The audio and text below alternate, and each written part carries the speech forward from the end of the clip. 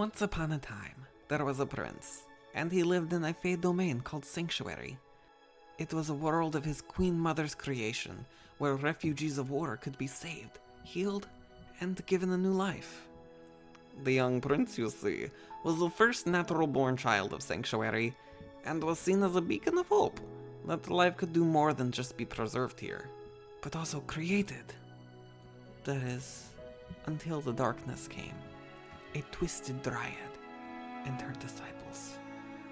The prince was helpless as his world fell apart around him, his people corrupted, and his queen mother gone. Members of the royal court banded together to keep the last of the royal bloodline out of the dryad's clutches, narrowly evading her big bad wolf. Unfortunately, their magic was only able to get the young prince out of the now twisted realm. He found himself in the material plane, though none of the people understood him. He was cast aside and lived in solitude. For 3 long years, he studied these people, learning their language, though it had little effect on the inhabitants of such a cruel and unforgiving world. He wished upon the stars above every night for a friend to end his solitude, though for many years it would seem that his wish was just out of reach. That is, until he was rescued by a half-orc woman named Bula. With a new friend and renewed hope, the young prince sets off into a strange world in hopes of finding a way to save those still trapped inside the Sanctuary. Will he save his people? Will he ever see his home restored? Or will the darkness of Sanctuary consume him? Oh, pardon my manners. You may call this one Moraway, and together we'll find out. Hey y'all, I'm Bula. I'm an orc. Well, half orc, half, I don't know, something else, but we don't have to talk about that. I'm from a big orc clan spread out in the hollers of the Morncrag Mountains. And as you can tell, I don't miss meals. The worst thing about leaving home, in fact, is that I haven't found a single person that can make biscuits as good as Grandma Maz. It's like my Uncle Luster always said, home is where the sausage is always sizzling and the biscuits are never burnt. But I guess I'll have to find a new definition of home now. Anyways, there's 2 things I'm good at, drinking mead and fighting. Although, if we're being honest, I'd prefer the mead. I was raised strong, and I'm not one to shy away from a hard day's work. I was earning money as a bodyguard and brute, handling problems wherever I could find the need. Until I came across Marway. I was supposed to get rid of him. They said he was a problem, but I just couldn't see how. He felt so familiar to me for some reason, and it seemed to me that he's the one that needed protection from those villagers, who my great Aunt Dilla would have called duller than a rubber axe. So I've stuck with him. He's trying to figure out how to fix his home, and I keep him safe. And now, just maybe, we found a group that could help us both. My name is Killian Sodrew, an Inquisitor of the Protectorate of Oasis.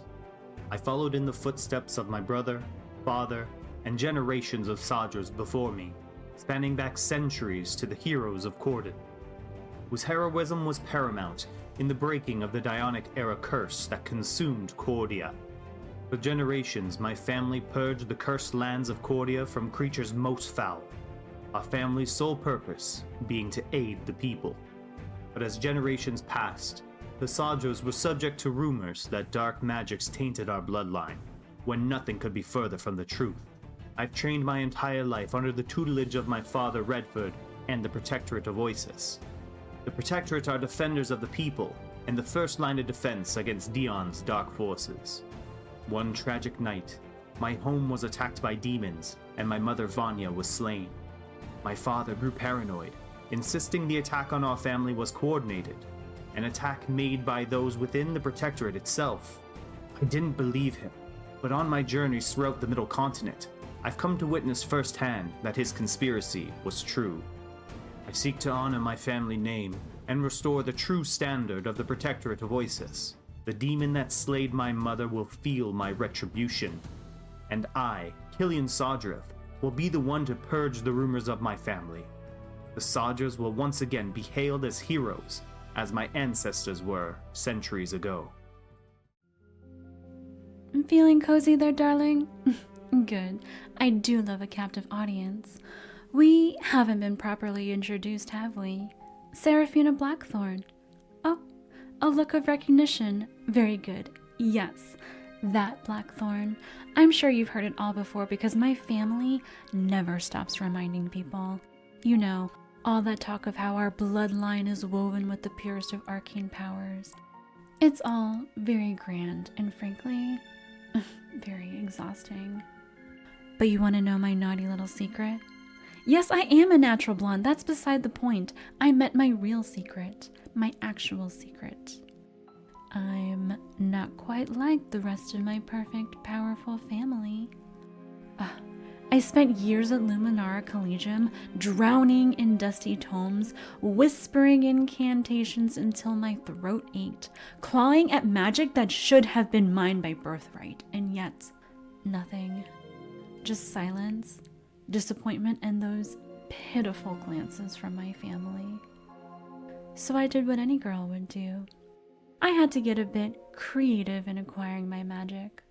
A whispered bargain. A dragon's favor, if you will. Very observant. Yes, Glitterbell is a tiny dragon. Isn't she so adorable? These powers didn't come for free, but we don't have to get into those pesky details right now. Besides, I know you won't tell anyone my secret, will you? Not while I have you tied up like this.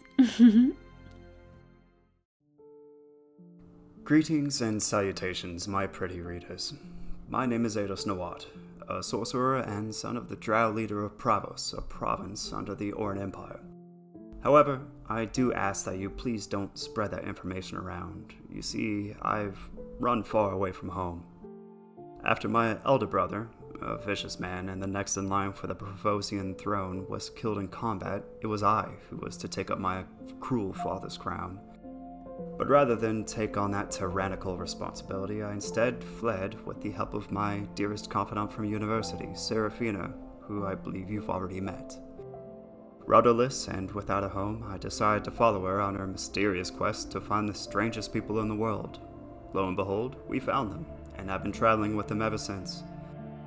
But it matters not to me what I do so far away from home, as long as home doesn't find its way to me. Although, I must admit some guilt over allowing myself to become so embroiled in the great troubles of Dion, while mine own people still suffer under my father's rule.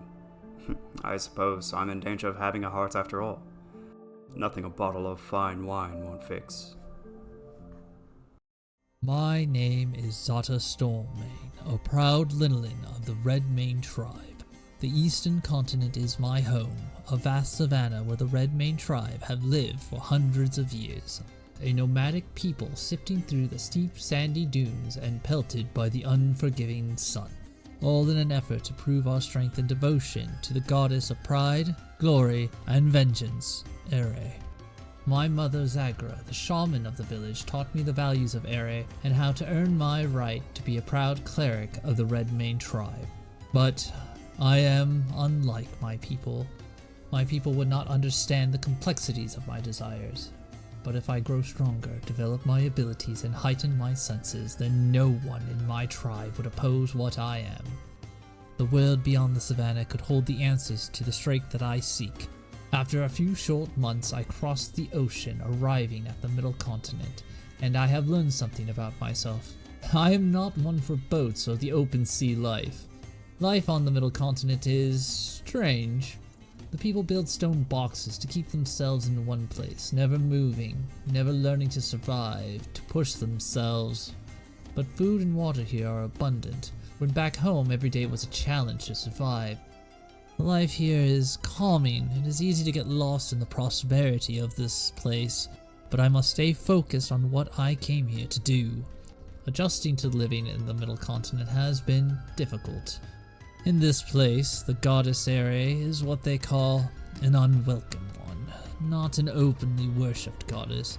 These people do not follow Ere, but they seem to prosper, their lives free of daily strife and challenges. Is this what the gods of the middle continent offer their followers? In these lands, I am freely able to wield the gifts given to me by Ere. She made me a hunter, and made my body into the only weapon I will ever need.